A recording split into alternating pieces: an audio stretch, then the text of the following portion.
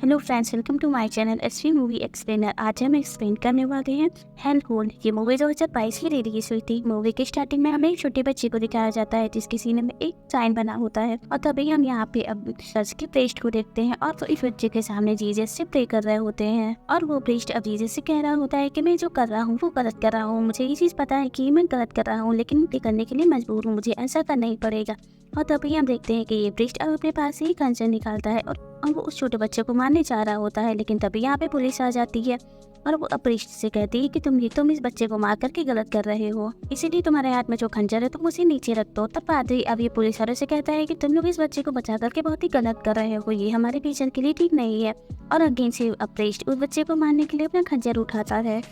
लेकिन तभी वो पुलिस वाले प्रीस्ट को रोकने के लिए उसके ऊपर फायरिंग कर देते हैं, जिस वजह से प्रीस्ट की यहीं पे मौत हो जाती है। और फिर हमें अब 30 साल बाद का सीन दिखाते हैं और हम यहाँ पे एक बस को देखते हैं और बस से एक आदमी नीचे उतरता है और इस आदमी का नाम मैरिन होता है और मैरिन भी एक प्रीस्ट होता है। और मैरिन अब उसी चर्च के पास जाता है जिस चर्च को हमने मूवी की स्टार्टिंग में देखा था और यहाँ पे अब चर्च के हेड होते हैं और वो मैरिन को देख करके उसे कहते हैं कि तुम्हें यहाँ पे एक खास काम के लिए बुलाया गया है। और तभी हमें बताया जाता है कि मैरिन को इस चर्च में कुछ रिचुअल्स करने के लिए बुलाया गया और वो रिचुअल्स जो कि भूत प्रेतों को यहाँ से भगाने के लिए किए जाते हैं और चर्च के कुछ रूल्स होते हैं और उन्हीं रूल्स के अकॉर्डिंग मैरिन के बैग को चेक किया जाता है, जिसमें से उन्हें कुछ भी नहीं मिलता है सिवाय एक सिगरेट के पैकेट की। इसीलिए चर्च के लोग अब उस सिगरेट को अपने पास रख लेते हैं और फिर ये लोग मैरिन को उसके कमरे में भेजते हैं। मैरिन अब अपने कमरे में जाता है तब वो अपने रूम को देखता है जो जिसकी हालत ठीक नहीं होती है, लेकिन मैरिन को इसी से कोई भी फर्क नहीं पड़ता है। वो वहाँ पे अपना बैग रखता है और अपने कपड़े चेंज करता है और वो एक प्रीस्ट के कपड़े पहन लेता है। और तभी हम मैरिन के बैग को देखते हैं। मैरिन अब अपने बैग को खोलता है और उसमें नीचे से एक गन निकालता है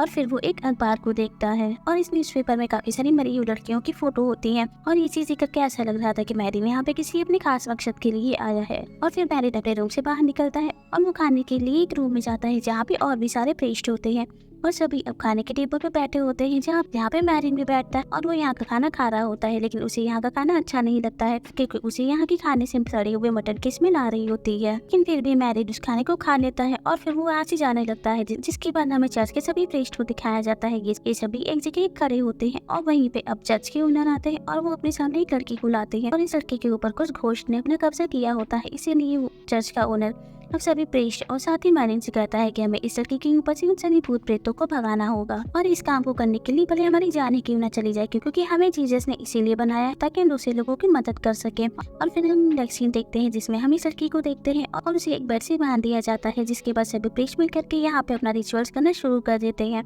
और सभी लोग जब रिचुअल्स करना शुरू करते हैं तभी हम इस लड़की को देखते हैं जिसके शरीर में अब कुछ हलचल होना शुरू हो जाती है और वो लड़की कुछ अजीब तरीका बिहेव करने लगती है। इसीलिए चर्च के सबसे बड़े प्रीस्ट जो उस लड़की के पास आते हैं और अपने हाथ में एक क्रॉस लिए रहते हैं और वो उस क्रॉस को देख करके अपने रिचुअल्स को काफी तेजी से पढ़ने लगते हैं। थोड़ी देर बाद उस क्रॉस में आग लग जाती है और इनका रिचुअल भी कंप्लीट हो जाता है, जिसके बाद हम मैरिन को देखते हैं और मैरिन बाथरूम में अपना मुंह धोने के लिए जाता है और मुंह धोते समय वो सामने लगे हुए एक मिरर को देखता है जिसमें कुछ लगा होता है और जैसे ही वो उस मिरर को टच करता है तब देखते देखते वो मिरर पूरी तरीके से टूट जाता है और ये चीज देख करके मैरिन बहुत ही ज्यादा हैरान हो जाता है। इसके बाद वो अपने रूम में आता है और रूम में आकर के वो एक सीक्रेट दरवाजे को ओपन करता है और उसके अंदर चला जाता है और वो इस सीक्रेट रूम में जाने के बाद वो यहाँ की सारी चीजों को देखता है और इस सीक्रेट रूम में और कोई नहीं आ सकता है, सिर्फ और सिर्फ यहाँ पे के बड़े प्रीस्ट ही जा सकते थे, लेकिन मैरिन इसमें चला जाता है और यहाँ जा करके वो एक अलमारी को देखता है, जिसके बाद वो उस अलमारी को ओपन करता है और उस अलमारी के अंदर उसे बहुत सारी सीढ़ियाँ मिलती है और वो उनमें से एक सीढ़ी निकाल करके उसे चलाता है और जब वो इस सीढ़ी को देख रहा होता है तब उसमें उसी की जैसे एक और लड़की दिखती है जिसके ऊपर रिचुअल्स किए जा रहे थे और उस चीज की उन्होंने वीडियो रिकॉर्ड की होती है और ये चीज देख करके मैरिन और भी ज्यादा हैरान हो जाता है और इसीलिए वो इस जगह को और भी ज्यादा एक्सप्लोर करना चाहता था, इसीलिए वो इस चर्च की और भी ज्यादा तलाशी लेने के लिए अब उस रूम में जाता है जहाँ पे उस लड़की के साथ रिचुअल किया गया था और फिर मैरिन आकर के इस रूम की तलाशी लेने लगता है और तभी मैरिन अब उस बेड के नीचे देखता है जिस बेड के ऊपर उस लड़की को बांधा गया था और उसके ऊपर रिचुअल कर रहे थे और उस बेड के नीचे एक से एक इंजेक्शन मिलता है और ये चीज देख करके मैरिन समझ जाता है उस लड़की के ऊपर कोई भी भूत प्रेत का साया नहीं था, जबकि उसे इंजेक्शन दे करके बेहोश किया गया था। और तभी मैरिन और भी ज्यादा इस कमरे की तलाशी लेता है और उसे वहीं से एक क्रॉस मिलता है और ये क्रॉस वही होता है जो कि प्रीस्ट के हाथों में होता है और उसमें आग निकल रही थी। जिसके बाद मैरिन उस क्रॉस को देखता है और तभी वो नोटिस करता है कि इस क्रॉस के पीछे एक बटन है और उस बटन को दबाने पे इस क्रॉस से आग निकलने लगती है और अब ये सारी चीजें देख करके मैरिन का शक जो कि यकीन में बदल जाता है और वो समझ जाता है कि यहाँ पे अब तक की जो कुछ भी हो रहा था ये सब एक झूठ है, ये सब सिर्फ एक दिखावा है। और फिर हमें नेक्स्ट से दिखाया जाता है और अब यहाँ पे चर्च के सभी प्रीस्ट मिलकर के प्रेयर कर रहे होते हैं और यहाँ पे चर्च के बड़े प्रीस्ट भी होते हैं और वो अभी अनाउंस करते हैं कि आज की प्रेयर मारिन कराएगा। इसीलिए मारिन अब प्रेयर कराने के लिए स्टेज पे जाता है। इसके बाद मारिन प्रार्थना कराना शुरू करता है, लेकिन वो एक लाइन से ज्यादा प्रेयर नहीं करा पाता है और ये चीज देख करके चर्च के बड़े प्रीस्ट जो कि मारिन से बहुत ही ज्यादा नाराज हो जाते हैं और वो उसे स्टेज से नीचे उतार देते हैं और फिर इस प्रेयर को मारिन का फ्रेंड कराता है। और फिर जब इन लोगों की प्रेयर कंप्लीट होती है तब ये सभी लोग लंच के लिए जाते हैं, जहाँ पे इन्हें अगेन से वही खाना दिया जाता है। और मैरिन को अभी भी ये खाना पसंद नहीं आता है, इसीलिए वो ये पता लगाने की कोशिश करता है कि आखिर इसमें आखिर क्या मिला है, क्योंकि ये सड़ा हुआ लग रहा है। और तभी वो एक मांस के टुकड़े को अपने मुंह में लेता है और जब वो मांस के टुकड़े को चबा रहा होता है तभी उसे अपने मुंह से कुछ जाली टाइप का निकलता हुआ दिखता है और ये चीज देख करके वो बहुत ही ज्यादा हैरान हो जाता है और फौरन से मैरिन अब अपने रूम में जाता है और अपने बैग से वो उस गन को निकाल करके अपने पास रख लेता है। साथ ही उसके बैग में जो न्यूज़पेपर होता है जिसमें 8 लड़कियों के मिसिंग होने के बारे में लिखा होता है, वो उस पेपर को भी जला देता है।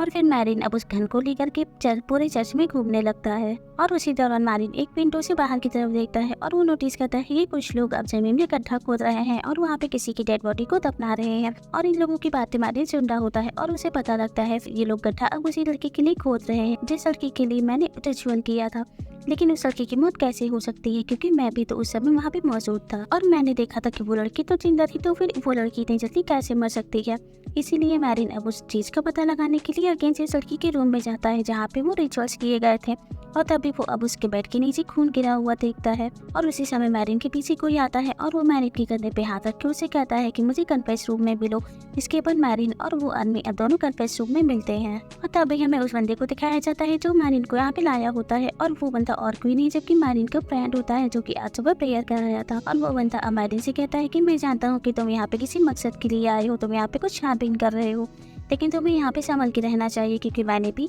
एक बार यहाँ से भागने की कोशिश की थी लेकिन इन लोगों ने मुझे पकड़ लिया था, इसीलिए तुम्हें अपना ध्यान रखना होगा। और जब उन लोगों ने मुझे पकड़ लिया था तब उन्होंने मुझे मारने की कोशिश की थी, लेकिन मैंने उनसे कहा था कि मैं यहाँ से कहीं नहीं जाऊँगा और उन लोगों की सारी बातों को मैंने मान दिया था और ये भी प्रॉमिस किया था कि मैं यहाँ से कभी नहीं भागूंगा, इसीलिए उन लोगों ने मुझे जिंदा छोड़ दिया। लेकिन अगर वो लोग तुम्हें पकड़ लेंगे तो वो लोग तुम्हें जान से मार ही डालेंगे। और ये बात सुन करके मैरिन को उस आदमी के ऊपर भरोसा होता है और वो उस आदमी से कहता है कि मैं कोई प्रीस्ट नहीं हूँ, जबकि मैं एक पुलिस वाला हूँ और काफी टाइम से एक एक करके लड़कियां गायब हो रही थी और वो इसी चीज का पता लगाने के लिए मैं यहाँ पर आया हूँ और मुझे इस चर्च की इन्वेस्टिगेशन करनी है। तभी हम उस आदमी को देखते हैं जो मैरिन से बात कर रहा होता है। वो आदमी मैरिन से कहता है जल्द से जल्द मुझे इस चर्च से बाहर निकालो, जिस पर मैरिन उस आदमी से कहता है तुम परेशान मत हो, मैं तुम्हें बहुत ही जल्द इस चर्च से बाहर निकाल दूंगा, बस मेरी एक बार इन्वेस्टिगेशन पूरी हो जाने दो। और फिर मैरिन अपने रूम में जाता है और अपने रूम की वो तलाशी करता है। जी हमें मैरिन अब एक अलमारी को हटा करके उसके पीछे देखता है और उसके पीछे उसे एक होल मिलता है जिसमें से कुछ ब्लैक कलर का लिक्विड बाहर आ रहा होता है। इसलिए मैरिन अब ये देखने की कोशिश करता है कि आखिर ये ब्लैक लिक्विड कहाँ से आ रहा है। इसीलिए वो उस होल में अपनी हाथ डालता है और उसके हाथों में एक इंसान की आंख आ जाती है जिसे देख करके वो बहुत ही ज्यादा डर जाता है और मैरिन को इस आंख को देख करके उल्टी होने लगती है। ठीक मैरिन अपने आप को संभालता है और अगेन से इस चर्च की तलाशी लेने के लिए निकल जाता है और इस बार मैरिन अब उस जगह जाता है जहाँ पे उस दिन उसने कुछ लोगों को कब्र खोदते हुए देखा था और वो वहाँ जाकर के अब उस कब्र को दोबारा खोदता है, लेकिन उसके अंदर से उसे कोई लड़की नहीं मिलती है, वो कब्र खाली होती है। और ये चीज देख करके मैरिन को सोच रहा होता है तब उसके पीछे कोई आदमी आता है और वो मैरिन की सर पे मार करके उसे वहीं पे बेहोश कर देता है। और फिर हम नेक्स्ट से देखते हैं मैरिन को जब होश आता है तब वो अपने आप को बेड पे बंधा हुआ पाता है और साथ ही उसकी गन और उसके कपड़े चर्च वालों ने जब्त कर लिए होते हैं। और मैरिन के सामने वही आदमी होता है जिसने उसे मार करके बेहोश किया था और मैरिन इसे देख करके काफी जोरों से चिल्ला रहा होता है, लेकिन तभी वो आदमी मैरिन को इशारा करता है सांस रहने का। और फिर हम इसी रूम में अब चर्च के बड़े प्रीस्ट आते हुए देखते हैं और उनके हाथों में 4 प्लेट होती हैं और वो उन 4 प्लेटों में सड़ा हुआ मांस लाए होते हैं और वो मैरिन को आकर के कहते हैं कि तुमने ये अच्छा नहीं किया, तुमने हमारे सारे सीक्रेट्स को सभी को बताने की कोशिश की है और इसीलिए तुम्हें इस चीज की सजा मिलेगी। और हम जो करते हैं वो हम सिर्फ उसे पैसे के लिए करते हैं। और फिर हम देखते हैं कि मैरिन को अब वो जबरदस्ती सड़ा हुआ मांस खिलाया जाता है और मैरिन अब इस चीज को खाने के लिए मना कर देता है। इसी वजह से उसे मार मार करके मांस खिलाया जाता है और थोड़ी देर बाद मैरिन यहाँ पे बेहोश हो जाता है। और फिर मैरिन को अब सीधे रात में होश आता है और वो अपने आप को बंधा हुआ पाता है, लेकिन उसके सामने अभी भी वो बंदा बैठा होता है जिसने उसे बेहोश किया होता है और वो सो रहा होता है। इसीलिए मैरिन अपने आप को छुड़ाने की कोशिश कर रहा होता है और वो अपने हाथ खोल लेता है, जिसके बाद वो अपने पैर खोलने चाह रहा होता है, लेकिन तभी वो बंदा जल जाता है और वो मैरिन के ऊपर हमला करता है। और उसी समय मैरिन को अब अपनी गन दिखाई देती है और वो फौरन से अपनी गन उठाता है और वो उस बंदे के ऊपर शूट कर देता है, जिस वजह से वो बंदा वहीं पे मर जाता है। जिसके बाद मैरिन यहाँ से भागने की कोशिश करता है और वो रास्ते में जब जा रहा होता है तब उसे यहाँ पे कुछ अजीब सी चीजें दिखाई देती हैं और जब वो उस पर लाइट मारता है तब उसे पता लगता है कि यहाँ पे उन 7 लड़कियों की डेड बॉडी पड़ी हुई है, लेकिन यहाँ पे अभी 8वीं लड़की की डेड बॉडी नहीं है। और मैरिन अब ये सब कुछ देख ही रहा होता है, तभी उसके पीछे अब वो आदमी आ जाता है जिसने आश्वासन प्रार्थना कराई होती है और वो मैरिन का फ्रेंड होता है और वो मैरिन से आकर के कहता है कि मुझे पता है कि तुमने बहुत कुछ देख लिया, लेकिन और भी कुछ है जो मैं तुम्हें दिखाना चाहता हूँ। इसीलिए वो आदमी अब मैरिन को अपने साथ लेकर के एक रूम में जाता है जहाँ पे वो उसे एक किताब दिखाता है। किताब में लिखा होता है कि अमावस्या के दिन एक बच्चे का जन्म होगा, जिसके सीने पे एक चिन्ह होगा और तुम्हें एक खंजर से उस बच्चे के जन्म के ही समय उसके बलि देनी होगी। और ये सब कुछ वैसे ही होता है जैसे कि हमें मूवी के स्टार्टिंग में दिखाया गया था। और इसका मतलब ये था कि मूवी के स्टार्टिंग में जिस बच्चे की बलि एक प्रेषित दे रहा था वो सब कुछ इसी बुक के अकॉर्डिंग ही हो रहा था सर। और साथ ही वो आदमी मैरिन से ये भी कहता है कि अगर किसी भी कारणवश उस बच्चे की बलि नहीं दे पाई, बलि देने का दूसरा उपाय भी है, तुम्हें पहले 7 पापी औरतों को मारना होगा और फिर एक निर्दोष औरत को मारना होगा, जिसके बाद वो शैतान जिंदा हो जाएगा और वो बच्चा जो की एक शैतान है, बच्चे यानी कि शैतान का नाम है डार्कराज। इसके बाद वो आदमी अब